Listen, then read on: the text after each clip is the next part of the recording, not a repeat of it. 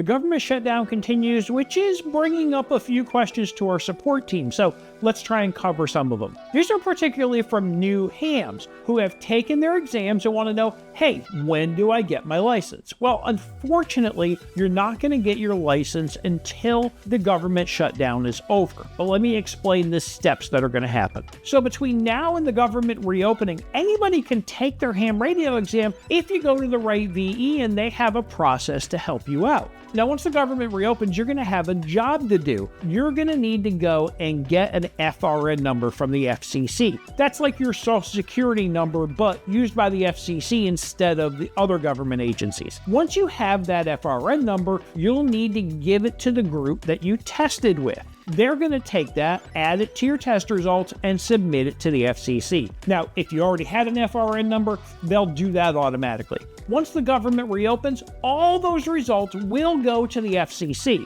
What'll happen then is they will start to collect it and they will send you an email. That email will say, we've gotten your test results, you have an application pending, we need you to pay $35 in order for this to continue. Once you pay that $35, it's just a matter of 24 hours or so before your call sign comes in. Remember, you can't start operating until you get that call sign. So new techs, hold off, you'll be there soon. As soon as the government reopens, it'll just take a couple of more days. If you already have your license and just are upgrading, you can start using that right away. If you're a technician going to general, you just have to say your /AG at the end of your call. You can go ahead and work those HF bands, no problem. Same thing if you upgraded to extra. If you were a tech or general and upgraded to extra, just /AE at the end of your call and you're ready to go ahead and operate on those bands. You can drop that once the FCC reopens and you see your new license privileges updated in the FCC database.